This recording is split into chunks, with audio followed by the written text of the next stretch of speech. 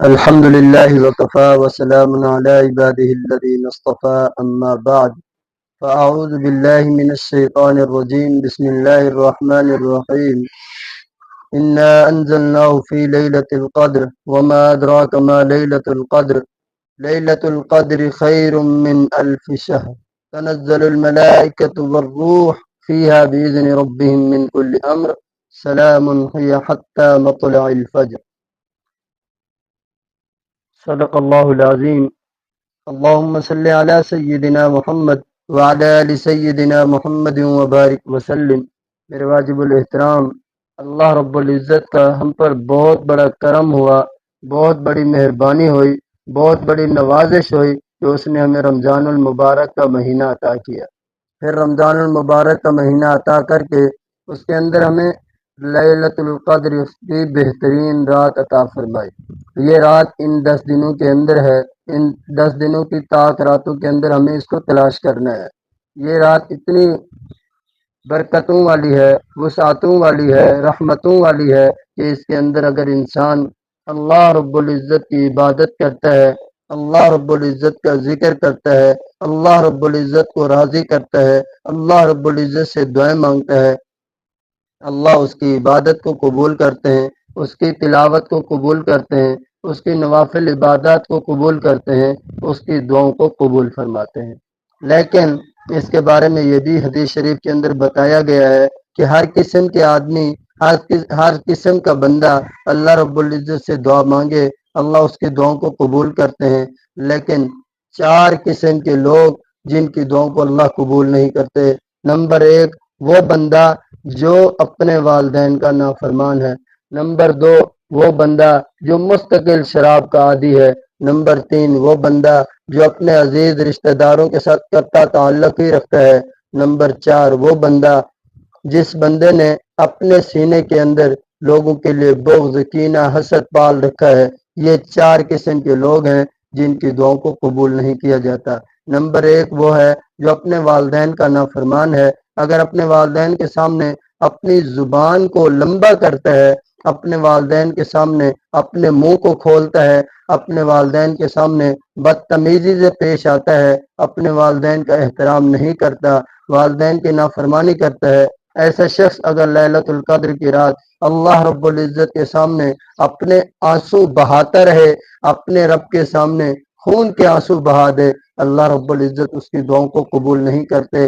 حتیٰ کہ اگر والدین کا نافرمان آدمی بیت اللہ کے اندر چلا جائے، لیلۃ القدر کی رات ہو، پھر اپنے رب سے دعائیں مانگے، اللہ رب العزت اس کی دعاؤں کو قبول نہیں کرتے۔ اگرچہ وہ آدمی بیت اللہ کا غلاف پکڑ کر اپنے رب تعالیٰ سے رو رو کر گڑ گڑا کر رب تعالیٰ سے دعائیں مانگے، جب تک وہ اپنے والدین کو راضی نہیں کرے گا، اپنے والدین کی بے ادبی سے توبہ نہیں کرے گا، اس وقت تک اس بندے کی دعا کو قبول نہیں کیا جائے گا۔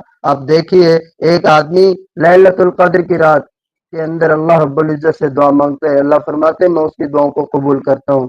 لیکن ایک آدمی ایسا ہے جو اپنے والدین کو ناراض کرتا ہے، اپنے والدین کی بے عزتی کرتا ہے، اپنے والدین کا نافرمان ہے، اللہ فرماتے ہیں اگر وہ بندہ بیت اللہ میں آ جائے، بیت اللہ کا غلاف پکڑ لے، خون کے آنسو بہا دے، تب بھی میں اس کی توبہ کو قبول نہیں کرتا۔ دوسرا آدمی وہ ہے جو مستقل شراب کا عادی ہے۔ ایک آدمی ہے شراب پیتا ہے، اب لیلۃ القدر کی رات آ جاتی ہے، یا اللہ میں توبہ کرتا ہوں، میں معافی چاہتا ہوں، آج کے بعد شراب نہیں پیوں گا، اللہ فرماتے ہیں میں اس کی توبہ کو قبول کرتا ہوں۔ لیکن ایک آدمی ہے، یا اللہ میرے پچھلے تمام گناہوں کو معاف کر دے، لیکن میں ایک گناہ نہیں چھوڑ سکتا، یا اللہ میں شراب نہیں چھوڑوں گا، اللہ فرماتے ہیں میں اس کی توبہ کو قبول نہیں کرتا۔ ہاں اگر یہ کہہ سکتا ہے یا اللہ میں شراب چھوڑ نہیں سکتا، آپ تو چھڑوا سکتے ہیں، یا اللہ مجھے شراب کے گناہ سے چھڑوا دیجئے، اللہ فرماتے ہیں میں اس کے گناہوں کو معاف کر دیتا ہوں۔ تیسرا وہ شخص ہے جو اپنے عزیز رشتہ داروں سے قطع تعلق ہی رکھتا ہے، قطع رحمی رکھتا ہے، اپنے رشتہ داروں سے لڑائی جھگڑے رکھتا ہے، چھوٹی چھوٹی باتوں پر ہنگامہ کھڑا کر دیتا ہے، اپنے عزیزوں کے ساتھ، اپنے بھائیوں کے ساتھ، اپنی بہن کے ساتھ، اپنے خونی رشتوں کے ساتھ بدتمیزی کرتا ہے۔ ایسا آدمی اگر اللہ رب العزت کے سامنے ہاتھ جوڑ کر دعا کرتا ہے، اللہ فرماتے ہیں تیری دعا کو قبول نہیں کیا جائے گا۔ چوتھا وہ شخص ہے جس نے اپنے سینے کو لوگوں کے حسد کے لیے ایک بہت بڑا بت خانہ بنا رکھا ہے، جس کے اندر بہت سارے لوگوں کے لیے حسد پالا ہوا ہے، جس کے دل کے اندر بہت سارے مسلمانوں کے لیے بغض ہے، کینہ ہے، حسد ہے، کسی ایک کے لیے بھی ہے تو اس کی توبہ کو قبول نہیں کیا جائے گا۔ آپ کو اس پر ایک چھوٹا سا واقعہ سنا دوں۔ ایک صحابی رسول صلی اللہ علیہ وسلم مسجد کی طرف آ رہے تھے۔ رسول اللہ صلی اللہ علیہ وسلم مسجد میں بیٹھے بیان فرما رہے تھے، بہت سارے صحابہ بیٹھے تھے۔ حضور اکرم صلی اللہ علیہ وسلم نے ارشاد فرمایا، میں تمہیں ایک جنتی شخص دکھلا دوں۔ صحابہ متوجہ ہوئے اور حیران بھی ہوئے کہ اللہ کے رسول ٹکٹ دے رہے ہیں، اب کسے ٹکٹ دیتے ہیں جنت کی؟ اللہ کے رسول صلی اللہ علیہ وسلم نے ارشاد فرمایا، ابھی ایک شخص مسجد کے اندر آئے گا، وہی جنتی ہے۔ سارے صحابہ پیچھے کی طرف مڑ کے دیکھ رہے ہیں۔ ایک بوڑھا شخص آتا ہے، داڑھی سے پانی ٹپک رہا ہے وضو کا، اور ہاتھ کے اندر جوتا لیا ہوا ہے، ہاتھ اس کے کانپ رہے ہیں، اور کانپتے ہاتھوں کے ساتھ وہ اپنے جوتے کو سائڈ پہ رکھتا ہے اور مسجد میں آ جاتا ہے۔ اللہ کے رسول صلی اللہ علیہ وسلم دوسرے دن بیان فرما رہے ہیں اور صحابہ کی طرف متوجہ ہو کر فرماتے ہیں، اے صحابہ میں تمہیں ایک جنتی شخص دکھلا دوں۔ اللہ کے رسول صلی اللہ علیہ وسلم نے جب یہ فرمایا، صحابہ نے فرمایا، جی یا رسول اللہ بتا دیجئے۔ اللہ کے رسول صلی اللہ علیہ وسلم نے فرمایا، ابھی جو شخص مسجد میں آئے گا وہی جنتی ہے۔ دوسرے دن بھی وہی برا شخص تھا۔ تیسرے دن اللہ کے رسول نے فرمایا، میں تمہیں جنتی دکھا دوں؟ صحابہ نے فرمایا، جی یا رسول اللہ دکھا دیجئے، بتا دیجئے۔ صحابہ کرام کو اللہ کے رسول نے فرمایا، ابھی جو شخص مسجد میں آئے گا وہی جنتی ہے۔ تیسرے دن بھی وہی بوڑھے شخص تھے۔ حضرت ابن عمر رضی اللہ تعالیٰ عنہ صحابہ میں سے ایک ایسے صحابی ہیں جو سنتوں کے متلاشی ہوتے تھے، ہر وقت سنتیں ڈھونڈتے رہتے تھے۔ وہ اس بات پر بڑے متاثر ہوئے اور انہوں نے سوچا کہ میں دیکھوں تو یہ کون سا عمل ایسا کرتے ہیں جس کے بارے میں 3 دن سے رسول اللہ صلی اللہ علیہ وسلم ہمیں بتا رہے ہیں کہ یہ جنتی ہے۔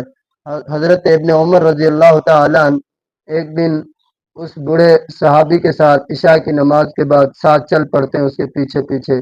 جب وہ اپنے گھر کے قریب پہنچتے ہیں، دیکھتے ہیں پیچھے کوئی نوجوان آ رہا ہے، تو وہ بوڑھے صحابی پوچھتے ہیں، بیٹا کون ہو؟ وہ کہتے ہیں، میں ابن عمر ہوں، اور میرا گھر کے اندر کوئی جھگڑا ہو گیا ہے، ناچاکی ہو چکی ہے، میں چاہتا ہوں کہ آپ مجھے اپنے گھر مہمان ٹھہرا لیں۔ وہ بوڑھے صحابی کہتے ہیں، جی آ جائیے۔ حضرت ابن عمر رضی اللہ تعالیٰ عنہ کے ساتھ چلے جاتے ہیں، ان کی بیٹھک کے اندر، ان کے مہمان خانے کے اندر لیٹ جاتے ہیں، اور وہ بوڑھے صحابی بھی ساتھ دوسری چارپائی پہ لیٹ جاتے ہیں۔ حضرت ابن عمر رضی اللہ تعالیٰ عنہ نے اوپر کپڑا لے لیا جسم کے اوپر، منہ کے اوپر، لیکن ایک چھوٹا سا سوراخ چھوڑ دیا جس سے دیکھتے رہے ساری رات کہ یہ کون سا ایسا عمل کرتے ہیں رات کو جس کی وجہ سے رسول اللہ صلی اللہ علیہ وسلم نے ہمیں بتایا ہے کہ یہ جنتی ہے۔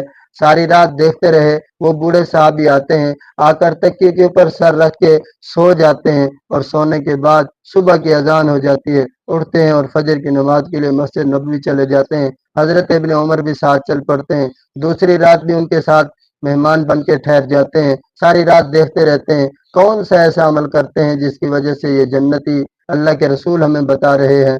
یہ دوسری رات بھی ساری رات دیکھتے رہے۔ وہ بوڑھے صحابی تکیے کے اوپر سر رکھ کے سوئے ہوئے ہیں اور ساری رات خراٹے کی نیند سوئے رہتے ہیں، نہ تہجد پڑھتے ہیں، نہ کوئی اور اعمال کرتے ہیں۔ لیکن حضرت ابن عمر رضی اللہ تعالیٰ عنہ بڑے حیران ہوئے، پہلے حیران تھے، پریشان تھے، لیکن اس سے بھی بڑھ کر اور پریشانی ہو گئی کہ یہ کوئی عمل بھی نہیں کرتے جو جنت کے جانے کا سبب بنے، لیکن رسول اللہ ہمیں بتا رہے ہیں تو یہ کوئی بات ہوگی۔ تیسرے دن پھر مہمان بن جاتے ہیں، تیسری رات بھی کچھ نہیں دیکھتے۔ جب صبح کا وقت ہوتا ہے، حضرت ابن عمر فرماتے ہیں، بابا جی مجھے چھٹی دے دیجئے، میرے گھر میں کوئی لڑائی جھگڑا نہیں تھا، کوئی مسئلہ نہیں تھا، لیکن میں آیا تھا آپ کے اعمال کو دیکھنے کے لیے۔ دن کو تو آپ ہمارے ساتھ ہوتے ہیں، لیکن رات کو کون سا ایسا عمل آپ کرتے ہیں جس کی وجہ سے رسول اللہ نے ہمیں 3 دن بتایا کہ آپ جنتی ہیں؟ وہ بوڑھے شخص نوجوان حضرت ابن عمر کو کہتے ہیں، میں اور تو کوئی عمل نہیں کرتا، لیکن ایک عمل کرتا ہوں۔ جب شام کو میں بستر پر جاتا ہوں، جا کر ایک دعا مانگتا ہوں، یا اللہ تیرے بندوں میں سے جتنے لوگوں نے مجھے پریشان کیا، دکھ پہنچایا یا مجھے ستایا، یا اللہ میں تیرے بندوں کو معاف کرتا ہوں، تو بھی مجھے معاف کر دے اور میرے دل کو پاک کر دے لوگوں کے حسد سے، لوگوں کے بغض سے۔ یا اللہ اس دل کے اندر صرف آپ کی محبت ہو اور کسی کے لیے نفرت نہ ہو، سب کے لیے خیر خواہی ہو۔ تو یہی ایک عمل ہے جس کو میں روزانہ رات کو کرتا ہوں۔ میرا دل لوگوں کی نفرتوں سے پاک ہے، میرا دل لوگوں کے بغض سے پاک ہے، تو اس لیے شاید کہ اللہ کے رسول بتا رہے ہیں یہ جنتی ہے۔ تو اس سے معلوم ہوتا ہے جب انسان کا دل دوسرے مسلمانوں کے لیے پاک ہو، صاف ہو اور اس کے اندر خیر خائی ہو، تو ایسے شخص کی بخشش فرما دی جاتی ہے۔ ایسے شخص کے لیے رسول اللہ کی زبان سے جنتی کہلوایا جاتا ہے، اور جس کے دل کے اندر بغض اور کینہ ہو، حسد ہو، نفرت ہو اور عداوتیں ہوں، اس شخص کی لیلۃ القدر کی رات کے اندر بھی توبہ قبول نہیں ہوتی۔ میرے بھائیوں، میری بہنوں، میرے عزیزوں، اگر ہمارے دلوں کے اندر یہ چیز پائی جاتی ہے، ہم اپنے رب سے توبہ کریں اور اپنے رب کو کہیں یا اللہ میرے دل کو پاک کر دے۔